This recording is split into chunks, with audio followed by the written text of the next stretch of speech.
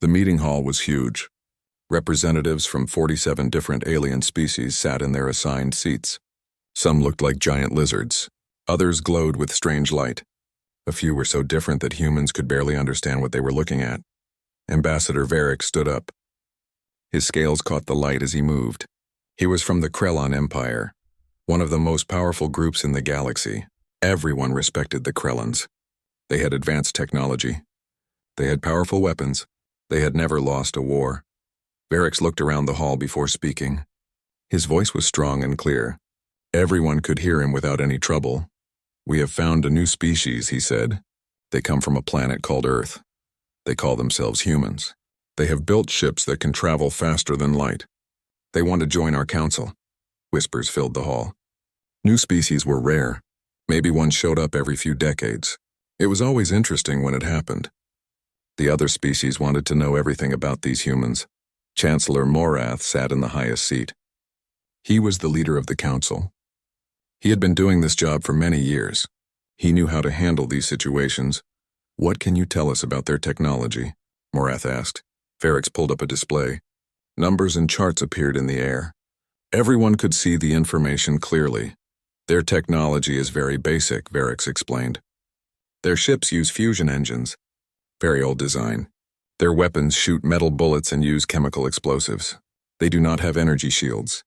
They do not have plasma weapons. By our standards, they are hundreds of years behind us." The council members nodded. This was normal. New species were always behind. They needed time to learn. They needed help to catch up. The council would teach them. Eventually, they would become useful members of galactic society. Nobody in that hall understood what was coming. Nobody knew that humans were different. Nobody realized that primitive technology did not mean primitive thinking. 3 months passed. The council continued its regular work. They dealt with trade disputes. They managed border conflicts. They discussed laws and regulations. Everything seemed normal. Far from the council chambers in the dark space between stars, something was happening. 6 humans floated in the emptiness. They wore black suits that made them almost invisible. Their ship was 3 kilometers away, hidden behind a small moon. Jake Morrison checked his oxygen supply. Everything looked good. He had enough air for another 8 hours. That was more than enough time. They had been floating here for 6 hours already, just watching and waiting. In front of them was a Krellon military station. It was called Echo 7. 300 soldiers worked there. The station had powerful sensors. It had strong weapons. It had thick armor. The Krellons thought it was completely safe. Jake watched the patrol ships move around the station. They followed the same pattern every time. The Krellons were very organized. They liked order. They liked rules. That made them predictable, and predictable enemies made mistakes. "Team, this is Jake," he whispered into his radio. "The pattern is repeating. We have 90 seconds until the window opens." 5 soft clicks came back. His team was ready. Amy Carter was the best at getting into locked places. Kyle Brooks knew everything about explosives. Lisa Martinez could hack any computer system. Dan Foster was their weapons expert. Chris Warren was their medic, but he could fight just as well as anyone else. 6 humans against 300 aliens. The odds seemed impossible, but Jake and his team had trained for impossible situations. That was what special forces did. They went places nobody else could go. They did things nobody else could do. 30 seconds, Amy said quietly. She was watching the patrol routes on her display. The Krellons had good sensors, but the humans had studied them carefully. They knew exactly what the sensors could and could not detect. The Krellons had shields that could stop energy weapons. They had armor that could survive plasma blasts. But their doors were mechanical. They opened and closed with motors and gears. And mechanical things could be broken by people who understood how they worked. "Go," Jake said. They moved like shadows. Small jets of compressed air pushed them toward the station. No engines, no heat, no energy signals. Just 6 people floating through space. Amy reached the maintenance hatch first. Her hands moved quickly and carefully. She attached a small device to the lock. It was simple technology. A shaped charge that would blow the pins inside the lock. A magnet that would catch the door before it flew away. Breaching in 3, 2, 1. There was a soft thump. In space, nobody could hear it. The door swung open slowly. The team moved inside quickly, one after another. Within seconds, they were all through. Amy closed the door behind them. They were inside a Krellin military station, the most secure facility in this part of space, and the Krellins had no idea they were there. This was where human warfare became strange to aliens. The Krellins fought with honor. They announced themselves. They fought fair battles. They had rules about how war should be conducted. Every species in the galaxy followed similar rules. Humans had learned to fight differently. They had spent thousands of years fighting each other. They had learned that sometimes you had to be sneaky to survive. Sometimes you had to hit the enemy where they were not looking. Sometimes you had to break the rules to win. The galaxy called it dishonorable. Humans called it survival. Jake looked at his team. Everyone was ready. They had practiced this mission dozens of times. They knew exactly what to do. They moved into the maintenance tunnels, heading deeper into the station. Behind them, the door sealed shut. No alarms rang.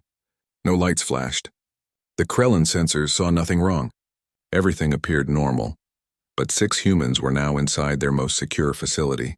And before this night was over, the galaxy would learn something important about humanity. They would learn that primitive technology did not mean primitive tactics. They would learn that being behind in science did not mean being behind in warfare. They would learn that humans had spent their entire history learning how to win fights they should have lost. The Krellins were about to get their first lesson, and it was going to be a hard one. The inside of Echo 7 station was bright and clean. Krellin soldiers walked through the corridors with confidence. They had no reason to worry. Their sensors showed everything was fine.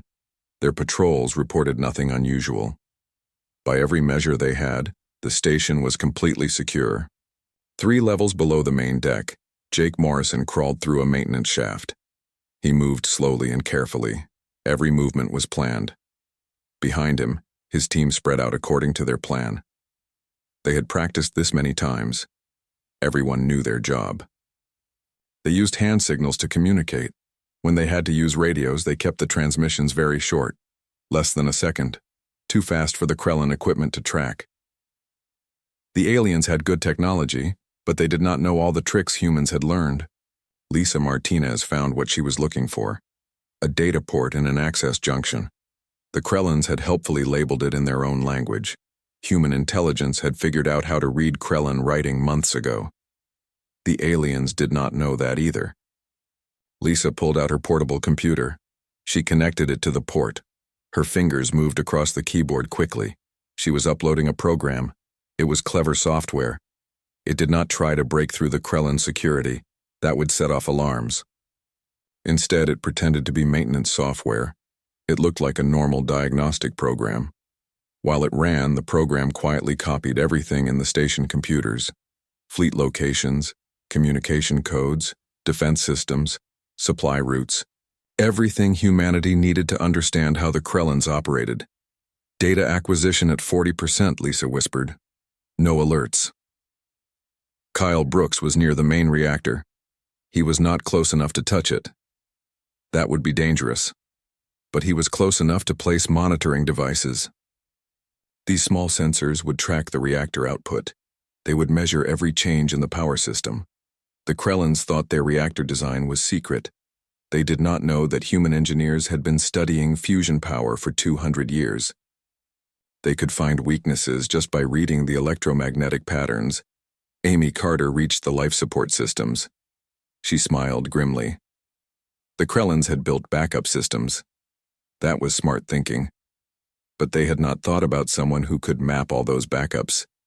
Someone who could figure out how to make them all fail at once. She placed her sensors carefully.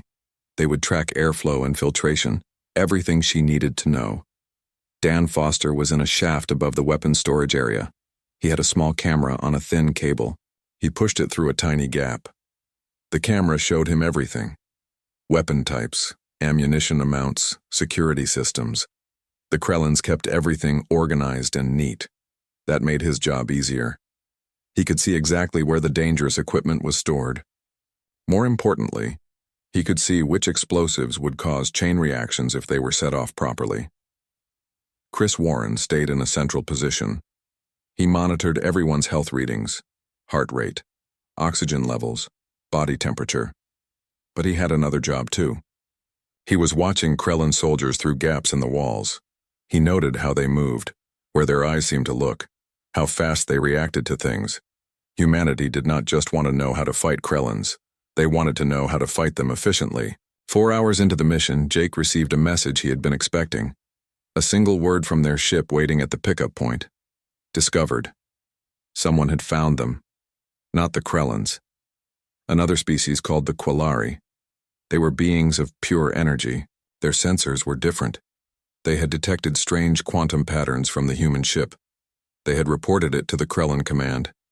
Now the entire sector was going on high alert. Time to extraction window? Jake asked calmly. 40 minutes, Amy replied, but they will lock down the station in 10. Jake did not hesitate. Lisa, compress and send everything we have. Kyle, prepare the charges for remote detonation, but do not arm them. Everyone else, Phase 2. Phase 2 was not about sneaking out quietly.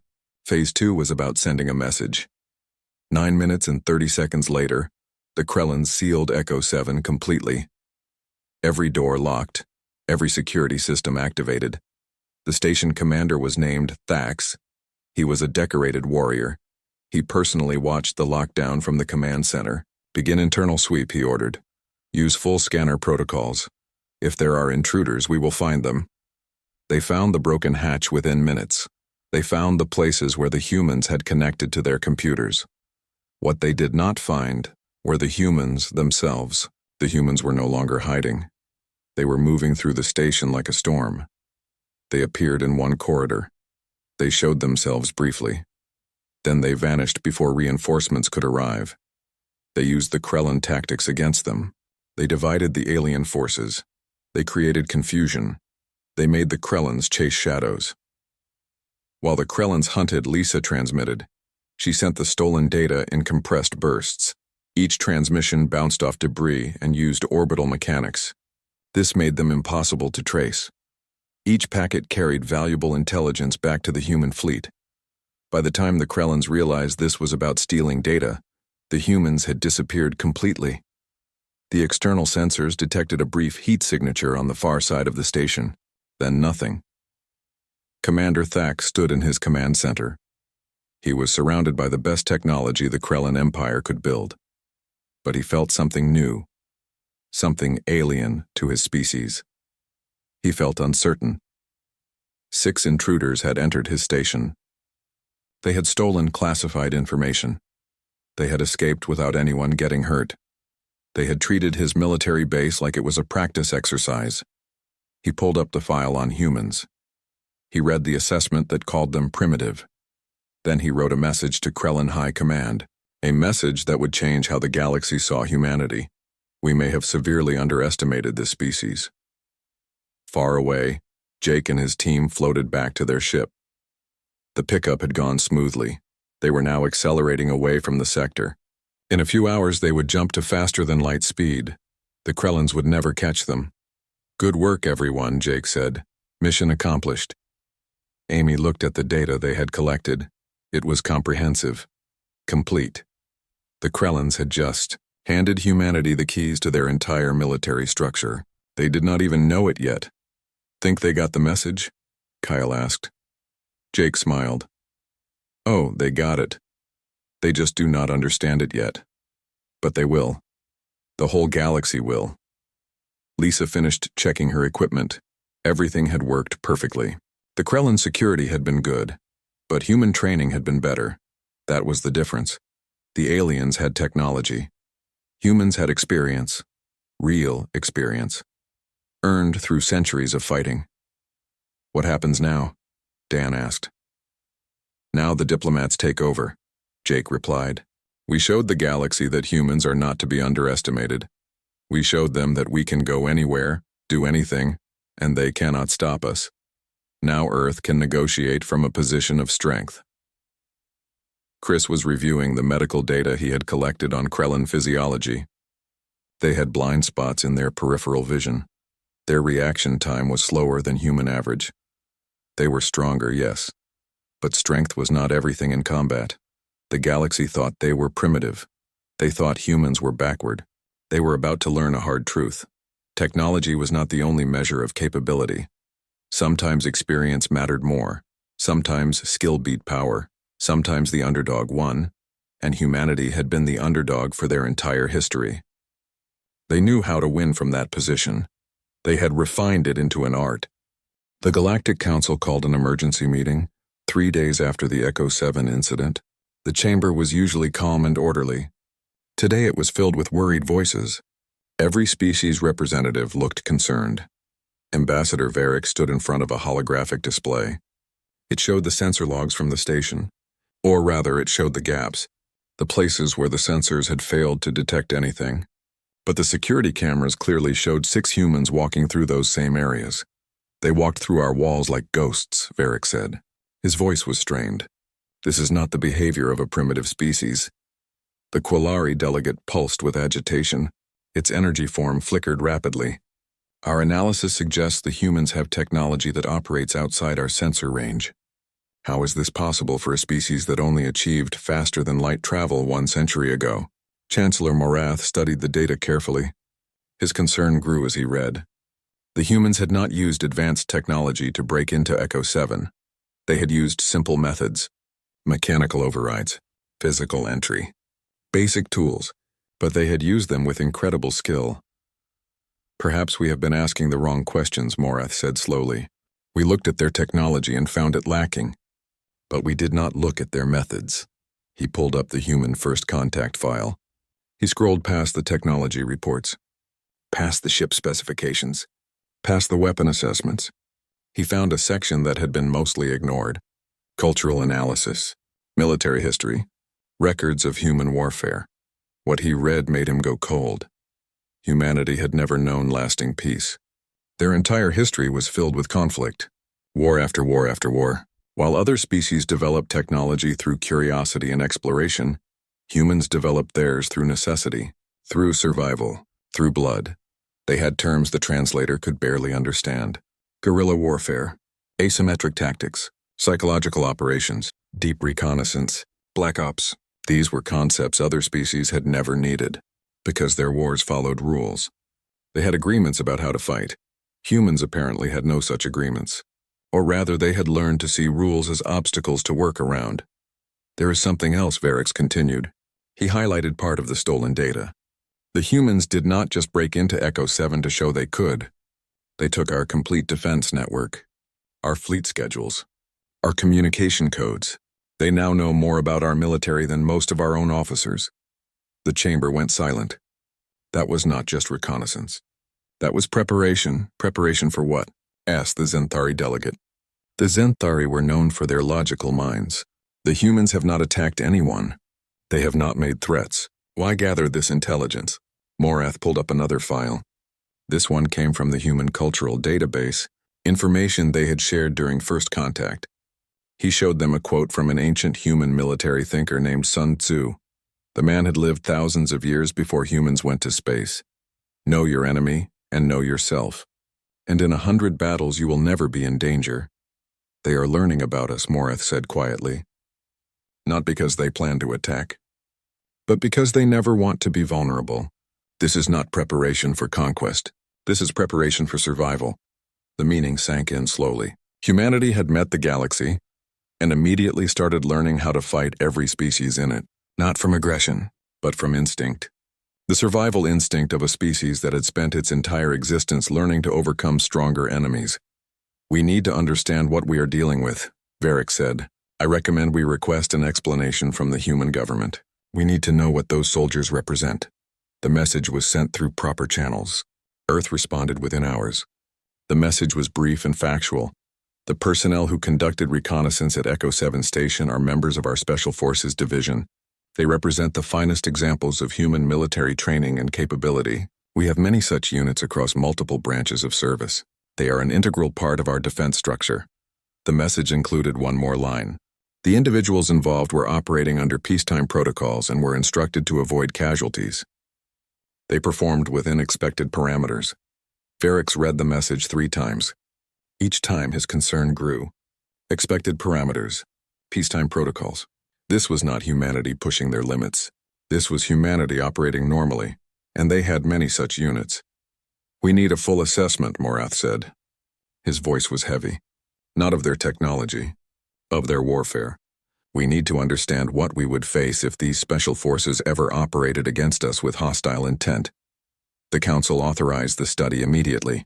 They would spend weeks learning what humanity really was, and what they would discover would change everything, because humanity did not just have special forces. They had Rangers, SEALs, Special Air Service, Spetsnaz, Delta Force, Green Berets, and dozens more, each refined through different wars, each with different methods, each trained to answer the same basic question: how do you win when you should lose? The study team was assembled quickly. The best military analysts from every major species, beings famous for their strategic thinking, experts who had predicted and countered every threat the galaxy had ever faced. They started with the basics. What was a human special forces operator? They pulled records. They analyzed training programs. They studied mission reports. What they found shocked them. Human special forces training started with selection. Candidates who were already exceptional, already stronger and faster than average humans. Then the training pushed them beyond their limits, deliberately, on purpose. The training taught them to operate while exhausted, while injured, while starving, while under extreme stress. Most species would call it torture. Humans called it preparation. The training covered everything: survival in any environment, resistance to interrogation, infiltration techniques, explosives, communications, medical skills, hand-to-hand combat, weapons, languages, dozens of specialized skills. A single human special forces operator was trained to work alone behind enemy lines for months. They could survive. They could gather intelligence. They could sabotage. They could kill. They could escape. But the training was only part of it. The analysts dug deeper.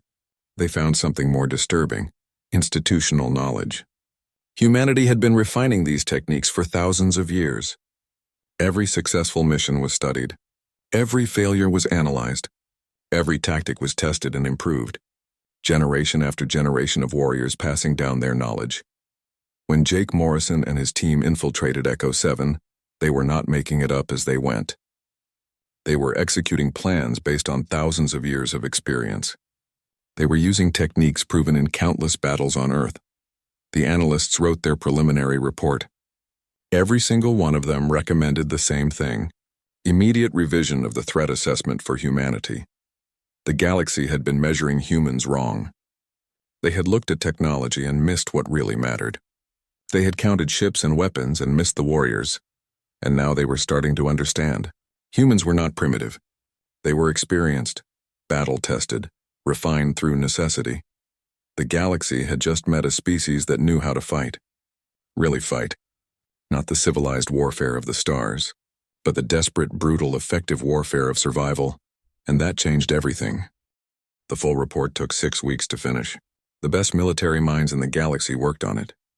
Species famous for strategy, experts in warfare, beings who could predict and counter any military threat. Every single analyst reached the same conclusion. Humanity needed to be reassessed immediately. Commander Thax stood before the council. He was presenting the section about human special forces capabilities. He had spent a month studying human military history. What he found terrified him more than any battle he had ever fought. "We have been looking at this wrong," Thax began. "We checked their technology and found it inferior. We checked their ships and found them slow. We checked their weapons and found them crude. But we never checked their warriors." He displayed an image of Jake Morrison, the human who led the Echo 7 infiltration. This individual is a lieutenant commander in human naval special warfare. Before earning this rank, he underwent training that would kill most species. The display showed details that made the council uncomfortable. Human special forces training begins with candidates who already have extraordinary physical abilities. Then they are put through training that deliberately pushes them past failure. They learn to operate while exhausted, injured, and under extreme stress. The training includes survival in hostile environments, resistance to interrogation, infiltration techniques, demolitions, communications, medical skills, dozens of specialized combat methods. A single human special forces operator is trained to work alone behind enemy lines for extended periods. Thax showed more data. But the training is only part of what makes them dangerous. Humans have refined this over centuries. They have knowledge passed down through generations of warriors. They have detailed studies of what works and what does not. When those 6 humans entered my station, they were not improvising. They were executing a plan based on thousands of years of knowledge about how to break into defended positions. The Quillari delegate pulsed with concern. But surely their primitive technology limits them. Our shields would stop their weapons. Thax pulled up another file. This one had warnings attached. Human military history is full of examples where inferior technology defeated superior forces. They have a term for it. Asymmetric warfare. When facing an enemy with better equipment, they simply avoid fighting on the enemy terms. They study weaknesses. They exploit logistics. They target leadership. They use psychological operations to break enemy morale. They turn the environment into a weapon. A human special forces unit would not attack our shields directly. They would find the power source, the control system, the operator. They would turn our own systems against us. The chamber was silent. The delegates were beginning to understand. There is more, Thax continued grimly. Echo 7 was conducted with peacetime rules. The humans were ordered to avoid casualties, to gather information, to demonstrate presence. I have studied what human special forces can do when those rules are removed. He displayed historical records from Earth. Operations conducted in darkness, in desert, in jungle, in cities. Humans had refined infiltration on a planet that was hostile to life, where every environment was a challenge. They can operate in vacuum, underwater, in toxic air. At extreme temperatures, they train for every environment because their own planet demanded it, and they have equipment designed for each scenario, equipment refined through centuries of use. Thax showed the most disturbing data. Perhaps most concerning is their approach to planning. Human special forces train to accomplish objectives with minimal support.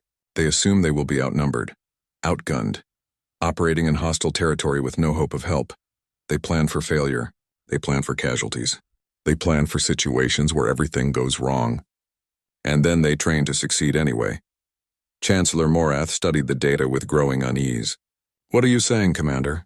That 6 humans could threaten an entire installation? I am saying, Thax replied carefully, that if those 6 humans had been sent to destroy Echo 7 instead of gather intelligence, I believe they would have succeeded, and my station would have had no warning until it was too late. He paused to let that sink in. The humans call these forces special for a reason. They are not regular military. They are specialists in situations where normal forces would fail. And Earth has thousands of these operators, spread across multiple units, each with different specializations.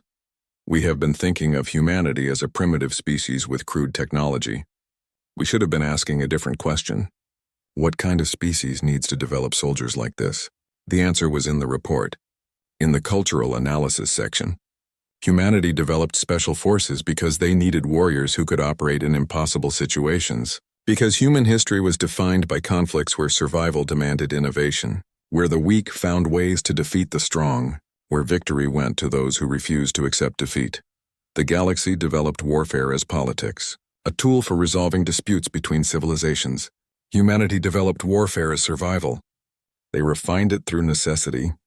They elevated it to an art born of desperation. And now that species had reached the stars, the Council reviewed more data. They saw training videos, mission reports, historical battles. Each piece of information painted the same picture. Humans were not primitive. They were experienced, battle-hardened, refined through conflict.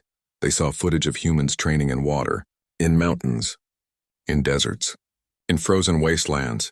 They trained in every condition, every environment, every situation. They saw records of humans operating for months behind enemy lines, living off the land, avoiding detection, gathering intelligence, conducting sabotage, then escaping without being caught. They saw examples of small human teams defeating much larger forces, through ambushes, through traps, through psychological warfare, through sheer determination. What disturbed the Council most was the human attitude toward impossible missions. Other species avoided such missions. They were too risky, too dangerous, too unlikely to succeed. Humans specialized in them. They trained for them. They volunteered for them. They treated impossible as just another challenge to overcome. The Zenthari delegate spoke up.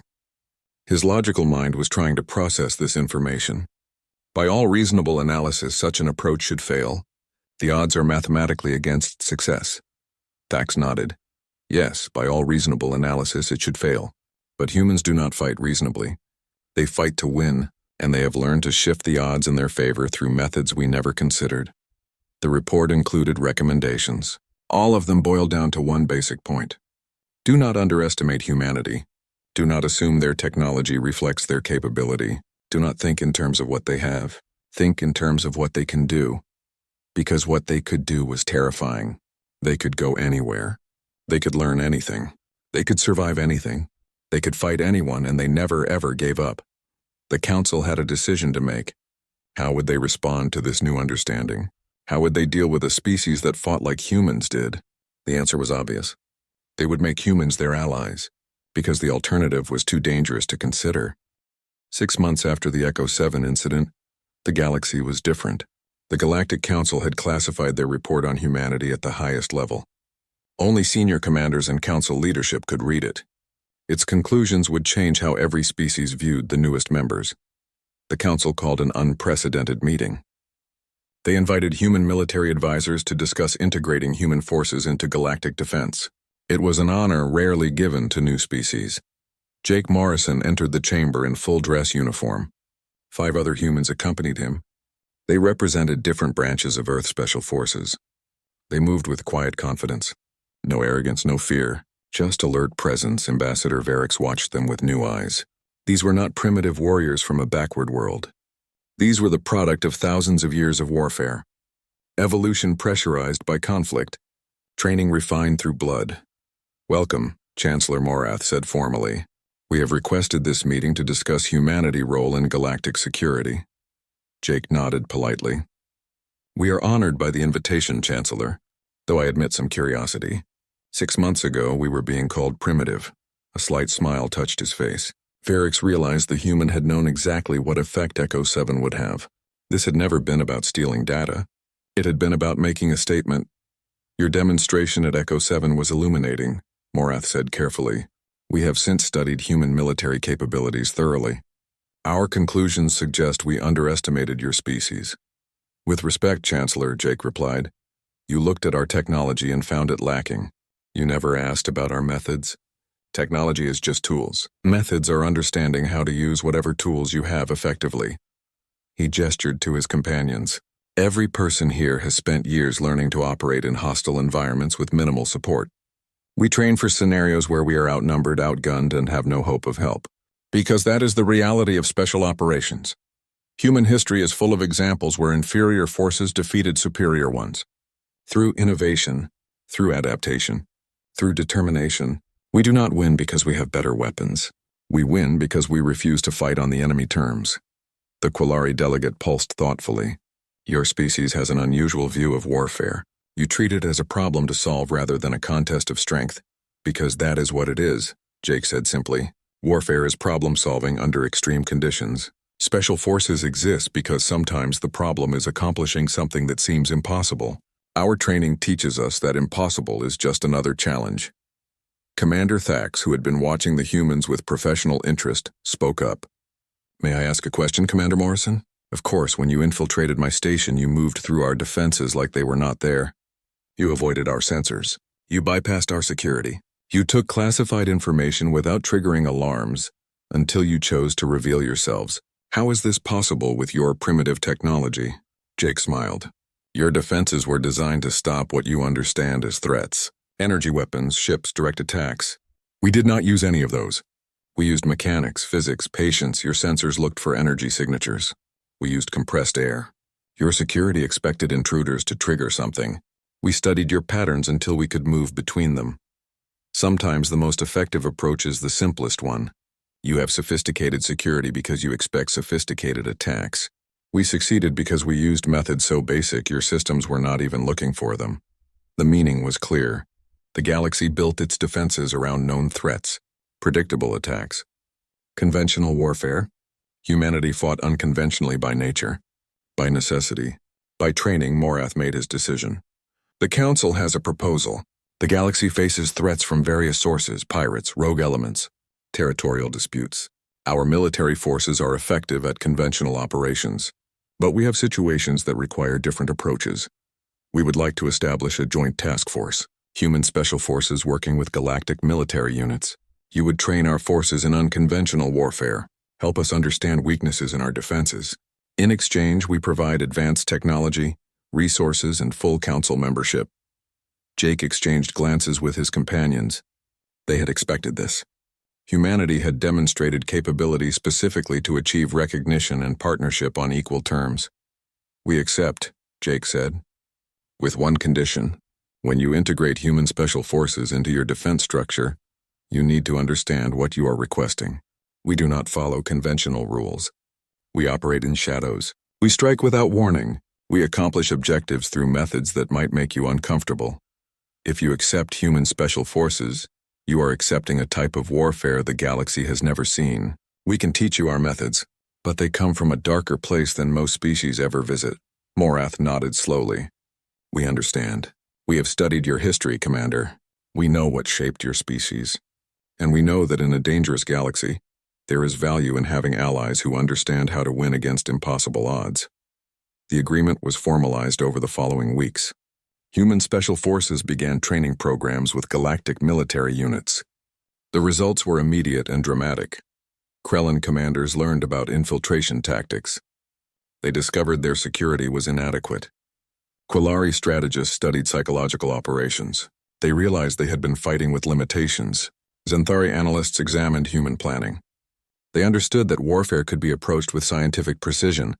The galaxy learned to respect humanity, not for their technology, which remained centuries behind, but for their methods, which were centuries ahead.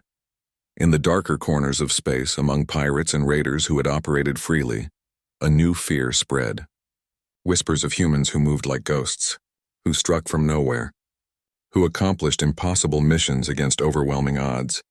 The galaxy gave them many names: shadow warriors, ghost soldiers, impossible operators, but humanity had a simpler name, a designation for warriors who operated beyond normal limits, who were trained to succeed where others failed, who represented the peak of human military capability. They called them special forces. After 6 months of working with them, training with them, witnessing what they could do, the galaxy understood why that name meant something humanity had refined through millennia of conflict.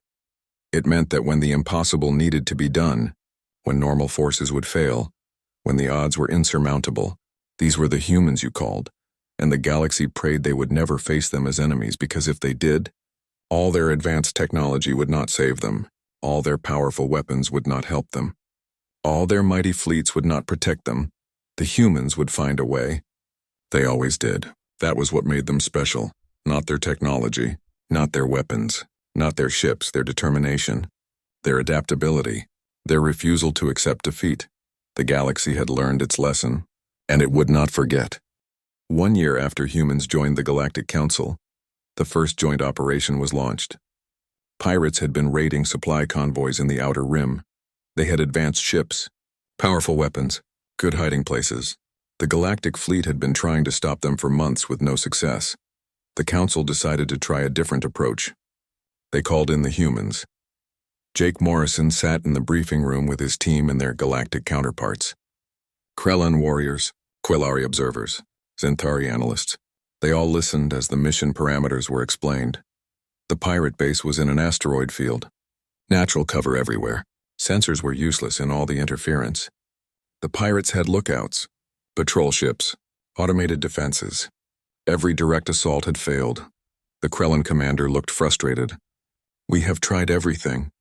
Overwhelming force, stealth approach, even negotiation. Nothing works. They see us coming every time. Jake studied the tactical display. The asteroid field was dense. The base was well hidden. The defenses were formidable. By conventional thinking, this was a very difficult target. By human thinking, it was full of opportunities. Show me their patrol patterns, Jake said. The display changed. Lines appeared showing where the pirate ships moved. They were random, unpredictable. No pattern at all. Or so it seemed. Amy Carter leaned forward. Can you show me 2 weeks of data? The Xanthari analyst pulled up the records. 2 weeks of patrol movements appeared.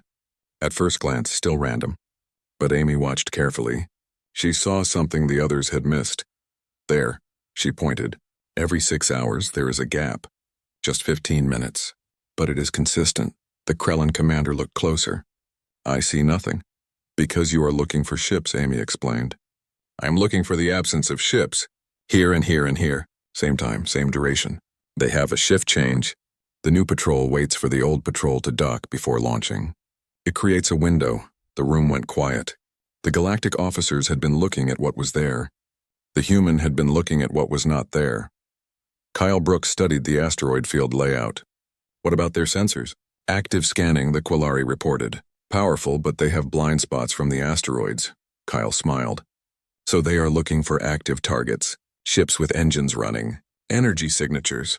If we went passive, drifting like debris, could we get close? The Zenthari analyst calculated quickly.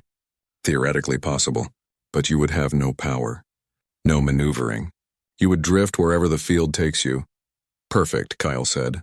That is exactly what debris does. We calculate the drift patterns. We position ourselves at precise points. We let physics do the work.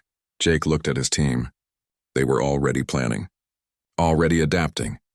This was what they did. Take impossible situations and find the one path that might work. Here is what we do, Jake said. We use the shift change window. We go in completely passive. No engines, no power, just compressed air thrusters and momentum. We drift with the asteroids. When we reach the base, we attach to their hull. Then we wait for what? The Krellin commander asked. For them to let us in, Jake replied. The galactic officers looked confused. Lisa Martinez explained. Pirates need supplies. They need to move cargo. They open their bay doors regularly. We just wait until they do. Then we enter with their own shipment. Once inside, we have access to everything. Their computers, their power systems, their life support. We can disable their defenses from within. Then the fleet can move in safely. The Krellin commander shook his head slowly. This is madness. Too many variables. Too many things could go wrong. Jake smiled. Welcome to special operations. Things always go wrong. We plan for it. The mission launched 3 days later. Jake and his team suited up. The galactic observers watched with concern. The humans seemed calm, almost relaxed, like they were going for a walk instead of infiltrating a heavily defended pirate base. They launched during the shift change window. 6 humans in black suits. No engine signatures. No heat, no energy. Just 6 small objects drifting in an asteroid field full of debris. The pirate sensors swept past them. Found nothing. The patrol ships flew by without noticing. The automated defenses ignored them. 3 hours later, they reached the base. They attached to the hull with magnetic clamps. Then they waited. 2 hours after that, the cargo bay opened. A supply ship was coming in. The humans waited until it passed. Then they slipped inside behind it. Inside the base, they moved like shadows. The pirates never saw them, never heard them, never knew they were there. Lisa found the main computer. She uploaded her program. Within minutes, she had complete control. Power systems, life support, weapons, communications, everything. Kyle placed charges on critical systems, not to destroy, just to disable. The pirates would surrender once they realized they were helpless. Dan and Chris secured the command center. The pirate leaders were there. They never had time to react. One moment they were in control. The next moment humans had weapons pointed at them. Amy disabled the defenses. The automated turrets went offline. The shields dropped. The mines deactivated. Jake transmitted to the fleet. Target secured. No resistance. You can move in. The galactic fleet entered the asteroid field cautiously. They expected a fight. What they found was a pirate base completely disabled. The pirates were surrendering without firing a shot. The Krellin commander could not believe it. How did you do this? Jake shrugged. We did not fight their strength. We exploited their weakness. They were watching for ships. We came as debris. They were watching their perimeter. We came through their cargo bay. They expected a battle. We gave them a surrender. This is what we tried to explain. Human warfare is not about matching strength against strength. It is about finding the path nobody expects, the approach nobody prepared for, the solution nobody considered. The word spread quickly through the galaxy. The humans had done it again. An impossible mission. A perfect execution. 0 casualties, more species requested human training. More units wanted to learn these methods. The galaxy was adapting, learning, changing how they thought about warfare. But some things remained constant. When a mission seemed impossible, when normal forces would fail, when someone needed to accomplish the unthinkable, there was only one call to make: send in the special forces, and the galaxy was grateful they were allies. Because facing them as enemies would be a nightmare nobody wanted to experience, the humans had earned their place among the stars. Not through technology, not through power, but through skill, determination, and an absolute refusal to accept the impossible. That was the human way, and the galaxy had learned to respect it.